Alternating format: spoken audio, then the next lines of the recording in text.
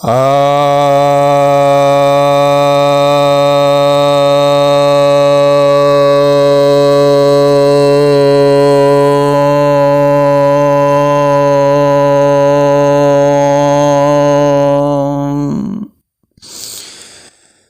भक्तजनों को सप्रेम नमन। भक्तों, आज मैं आपके समक्ष श्रीमद् भगवद गीता के 10वें अध्याय के 34वें श्लोक पर प्रवचन करने जा रहा हूँ। श्री भगवान उवाच। भगवान कहते हैं, मृत्यु सर्वहरश्चाहम उद्भवश्य भविष्यताम् कीर्ति श्रीर्वाक्च नारीणाम स्मृतिर्मेधा धृतिः क्षमा। अर्थात सब कुछ हर लेने वाले में मैं मृत्यु हूँ और सब कुछ उत्पन्न करने वाले में मैं उत्पन्न करने वाला भी हूँ।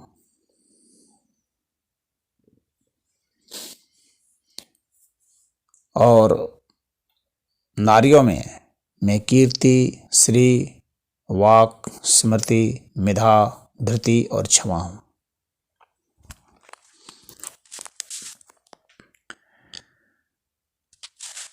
तो यहाँ भगवान ने मृत्यु के विषय में थोड़ा सा प्रकाश डाला है कि सब कुछ हर लेने वाले में मृत्यु होती है। तो जो कुछ भी हम संपत्ति या विपत्ति बनाए होते हैं, ये सब हमारे मृत्यु के बाद समाप्त हो जाती है, यहीं पर रह जाती है। मृत्यु से हमारा इन सब से विच्छेद हो जाता है। जो हमने नाम, यश, कुछ भी कमाया है इस दुनिया में, चाहे बुद्धि बनाई, चाहे शरीर बनाया, बल बनाया,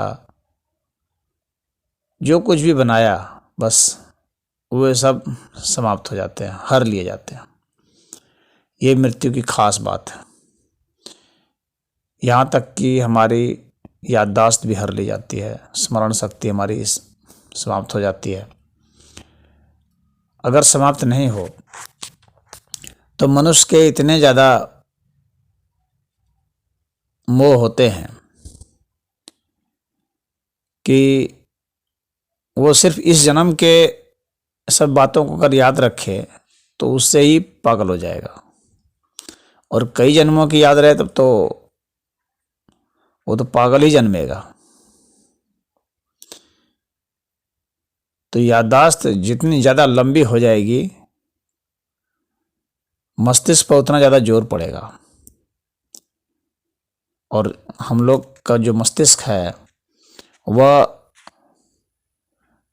पूरे शरीर की जो ऊर्जा है,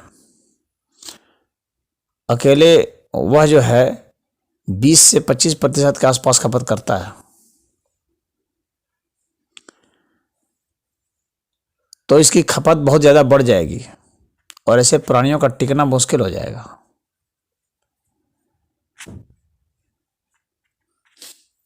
लगातार बनने वाली जो स्मृति है, यदि उसे हटाया नहीं जाए तो फिर मनुष्य का या किसी भी प्राणी का अस्तित्व तो खतरे में पड़ जाएगा।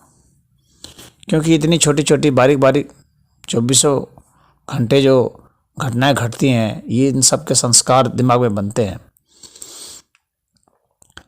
और इन सभी को स्मृति में नहीं रखा जा सकता। इसीलिए इनको कोड के रूप में ही इन्फॉर्मेशन दिमाग में स्टोर रहता है और फिर उन कोड का भी कोड बनता रहता है, यानी उसको सूक्ष्म से सूक्ष्म किया जाता है ताकि ऊर्जा की खपत न्यूनतम से न्यूनतम हो, तभी दिमाग सही रूप से वर्क कर सकेगा। यदि दिमाग के ऊपर स्मरण का लोड डाल दिया जाएगा तो दिमाग क्रैश कर सकता है, मनुष्य पागल हो सकता है, ब्रेन हेमरेज हो सकता है, कई तरह के विकार हो सकते हैं, उसको ट्यूमर हो सकता है, कैंसर हो सकता है और इससे मृत्यु हो सकती है। तो जीवन के लिए यह जरूरी है कि स्मरण शक्ति को घटाया जाए, इसलिए मनुष्य को मरने के बाद की घटना याद नहीं रहती है, और यूं भी सप्ताह भर की ही घटना उसको याद नहीं रहती है, सिर्फ महत्वपूर्ण घटना याद रहती है। और सप्ताह भर की महत्वपूर्ण घटना अलग है, महीने भर की महत्वपूर्ण घटना अलग है। जैसे जैसे उम्र पार होती है वैसे वैसे जो सप्ताह भर की महत्वपूर्ण घटना थी वो नेपथ्य में चली जाती है और वे महत्वपूर्ण नहीं रह जाती हैं। फिर महीने भर की घटना महत्वपूर्ण नहीं रह जाती है कई वर्षों के अंतराल के बाद। फिर वर्ष की घटना नहीं महत्वपूर्ण रह जाती है पूरे जीवन के अंतराल के बाद। तो इस तरीके से व्यक्ति का क्षय होता रहता है स्मरण का, तो उसका जो मोह है उसका नाश होता रहता है। तो प्रकृति बराबर जो है हमारे मोह का नाश करती है, और जब ऐसा हो जाता है तो हमारा मस्तिष्क हल्का हो जाता है, यानी मोह के नाश से मस्तिष्क हल्का होता रहता है। तो यहाँ जो मृत्यु के विषय में कहा गया है तो हरने के विषय में कहा गया सर्वहरस्य, तो सब कुछ हर लिया जाना जो है वह मृत्यु है। और जो परम मृत्यु है उसमें जो है हम लोग स्वतः ही अपना समर्पण कर देते हैं और फिर कुछ भी नहीं रखते हैं अपने लिए, तो वह हरण हो जाता है। और भगवान ने इसको अपना माना है कि यह मेरा स्वरूप है, मेरी विभूति है। मृत्यु को भगवान ने इसलिए अपनी विभूति माना है। और कई जैसे कोई मृत्यु होती है फिर जन्म होगा, तो अब हालांकि इसके ऊपर काफ़ी विवाद है, कई संप्रदाय हैं दुनिया में, कई पंथ हैं और कई विद्वान हैं, कई वैज्ञानिक हैं जो ये नहीं मानते कि मृत्यु के बाद फिर जन्म होता है। परंतु उनके सामने एक यक्ष प्रश्न यह खड़ा है कि मृत्यु के बाद टोटल जो है लॉस कैसे हो सकता है, पूर्ण रूप से किसी चीज़ का नाश कैसे हो सकता है। तो कुछ न कुछ चीज़ तो बनी ही रहेगी, अन्यथा फिर वो जाएगी कहाँ। तो व्यक्ति का जो तत्व रूप है, प्राणिक स्वरूप है, जैविक स्वरूप है, उसका फिर नाश कैसे हो जाएगा। आखिर वह किसी न किसी अर्थ में तो विद्यमान रहेगा ही। और अब प्रश्न यह उठता है कि वो जिस भी अर्थ में विद्यमान रहेगा क्या वह उस अर्थ को जारी रख सकता है। तो जिस अर्थ से वह सृजित हुआ था तो उस अर्थ से वह निश्चित ही जारी रख सकता है। इसका क्या प्रमाण है कि वह जारी नहीं रख सकता है। अगर उलट करके यदि प्रश्न पूछा जाए तो क्या प्रमाण है कि वह जारी नहीं रहता है। जब हमने उस जैविक तत्व को नहीं खोजा है जिससे कि जीवन की उत्पत्ति हो रही है, तो फिर हम उस तत्व को कैसे इनकार कर सकते हैं जिससे कि मृत्यु हो रही है। मृत्यु के बाद की जो विद्यमानता है, मृत्यु के बाद का जो जीवन है, कि बिना मृत्यु के जन्म कैसे होगा और बिना जन्म के मृत्यु कैसे होगी। तो यह जो है एक चक्र है, और इसलिए भगवान ने इसे अपनी विभूति बनाया। और हर तत्व जो है वह मृत्यु को प्राप्त होता रहता है, यानी बदलाव को प्राप्त होता रहता है। तो एक बहुत बड़े बदलाव को, जिसके बाद की पूरी घटना की हमें जानकारी नहीं होती है, उसको हम मृत्यु कह देते हैं। जिस दिन विज्ञान को पूरी समझ में आ जाएगी बात, और जिस दिन ये प्रमाणिक हो जाएगा, उस दिन के बाद फिर हम लोग मृत्यु नहीं कह पाएंगे इसको, बल्कि फिर इसको बदलाव ही एक कहेंगे। जिसको कि आज इतना भयभीत बता दिया गया है, भयभीत स्थिति होती है जो, चूँकि उसके विषय में अभी प्रमाणिक जानकारी नहीं है, इसलिए उसको हम लोग एक तरह से अंत मान लेते हैं। परंतु अंत नहीं है, यह एक चक्रनुमा है और इसकी गति चलती ही रहती है। तो इसलिए यहाँ पर सर्वहर कहा गया है कि सब कुछ हर लिया जाता है। तो बहुत ज़्यादा मोह और लोभ करके यहाँ पर कुछ इकट्ठा करने से बहुत मतलब नहीं है। इसके बाद कहना है कि जितने भी उद्भव होने वाली चीज़ें हैं, या मृत्यु के बाद फिर उद्भव की बात कर रहे हैं, यानी जन्म की बात कर रहे हैं, तो भविष्य में जितने भी चीज़ें जन्मेंगे, भविष्यताम, उन सब का जन्म का भी कारण मैं ही हूँ। तो भगवान यहाँ पर कह रहे हैं कि मृत्यु भी मैं हूँ और जन्म का कारण जन्म भी मैं ही हूँ। तो जो मृत्यु होगा तो फिर वहाँ जन्म होगा, जन्म होगा तो फिर मृत्यु होगी। इस तरह से ये चक्र चलता है। जन्म का अर्थ हो गया कि फिर से अपने जैसा उत्पन्न करने की, अपने जैसे बनाने की क्षमता हो जाना, फिर से अपना एक निशान छोड़ जाना, स्वयं की एक कृति पैदा कर देना, एक रचना बना देना। तो जिस तरह की भी रचना हम बनाते हैं वह एक उद्भव होता है। और रचनाएं तो अपने आप स्वतः ही बनते रहती हैं, क्योंकि यह प्राकृतिक प्रक्रिया है। तो हम चाह करके भी ऐसा नहीं है कि उसको रोक सकते हैं। तो जिसके भीतर में जिस तरह का एक तरह से इंफॉर्मेशन है, तो वह उस इंफॉर्मेशन को अनफोल्ड करता है, उसको प्रकट करता है, अभिव्यक्त करता है। और वे सब जो है वह जन्म ही कहलाते हैं। कला का जन्म, चाहे संगीत का जन्म, चाहे शिल्प कला का कोई भी प्रकार की कला हो, चाहे शरीर का जन्म, कोई भी रूपांतरण, कोई भी आविष्कार, कोई भी जो रचना हम लोग करते हैं, वे सब जन्म के तहत ही आएंगे। तो भगवान कह रहे हैं कि इस सारी तरह की रचनाओं, सारे तरह के रूपों को जो हम लोग बनाते हैं, बिगाड़ते हैं, ये मृत्यु या जन्म जिसको कहते हैं, वे सब जो है मैं ही हूँ। अब इसके बाद कहते हैं कि नारीणाम कीर्ति श्री वाक स्मृति मेधा धृति क्षमा। नारियों में मैं कीर्ति हूँ, श्री वाक हूँ, स्मृति मेधा धृति क्षमा। तो ये जो इसमें कीर्ति मेधा धृति, ये वैसे तो दक्ष की पुत्री हैं, और श्री जो है भृगु की कन्या है, और वाक जो है ब्रह्मा की। लेकिन यहाँ पर प्रश्न इसका नहीं है कि ये सब ये इनकी कन्याएं थी, उसका बहुत मतलब ऐतिहासिक से इसका मतलब नहीं है। भले यहाँ नारी नाम शब्द का प्रयोग किया गया है कि नारियों में, लेकिन क्या अगर इनके हम गुणवाचक चीज पर दृष्टि डालें तो क्या पुरुष को कीर्ति की जरूरत नहीं है, या वाक की जरूरत नहीं है, या स्मृति की जरूरत नहीं है, या मेधा की जरूरत नहीं है? इन सब की जरूरत पड़ती है, चाहे स्त्री हो चाहे पुरुष हो, कि कोई भी हो, उन सबको इसकी जरूरत पड़ती है। इसलिए यहाँ पर नारी नाम का सिर्फ इतना ही मतलब समझना चाहिए कि ये जो गुण हैं ये स्त्रीलिंग है। यहाँ पर इनको स्त्रीलिंग शब्द से, चूंकि स्त्रीलिंग वाचक हैं, इस वजह से यहाँ नारी नाम का प्रयोग कर दिया गया है। परंतु इसका अर्थ यह नहीं है कि जो पहले कोई ये सब नारी जो हुई हैं उनसे ही मतलब रहा है, यानी ये ऐतिहासिक चीज़ें हैं, अब से मतलब नहीं है, ऐसा नहीं है। ये स्त्रीलिंग गुणवाचक हैं, तो इसको हमको समझ लेना चाहिए। जैसे कीर्ति है, कीर्ति का सामान्य अर्थ यही है कि व्यक्ति जो भी अच्छे चीज़ों को करता है, जिससे समाज में उसका यश होता है, जिसे उसे सम्मान मिलता है, तो वह उसकी कीर्ति होती है।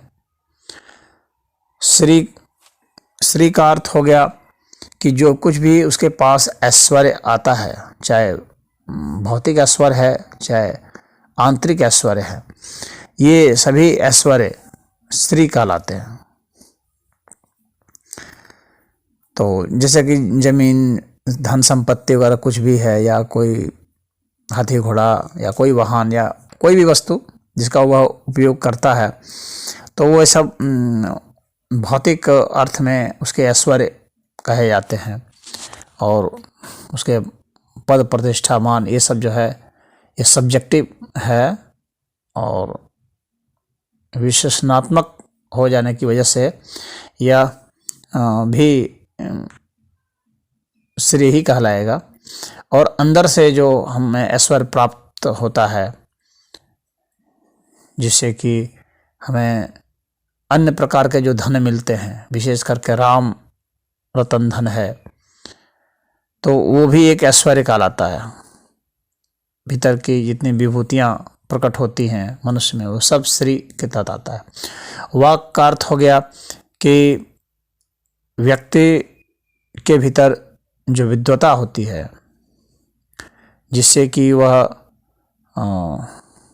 अपनी बुद्धिमता से और अपने जो उसके ज्ञान हैं उसकी वजह से जो उसमें अपने को प्रकट करने की जो शक्ति है वाणी के द्वारा, और यूं भी लेखन के द्वारा भी, वो सब वाक्य ही तहत आएंगे। स्मृति का अर्थ हो गया कि जो कुछ भी वह अनुभूत कर रहा है अपनी इंद्रियों से, उसके जो दिमाग में संस्कार, चित्त पर संस्कार पड़ रहे हैं, उसको फिर से वो दोहरा सकता हो। जितने अंश में दोहरा सकता हो उतने ही अंश में उसकी स्मृति अच्छी मानी जाएगी। तो अब ये स्मृति के बहुत सारे तह होते हैं मस्तिष्क में।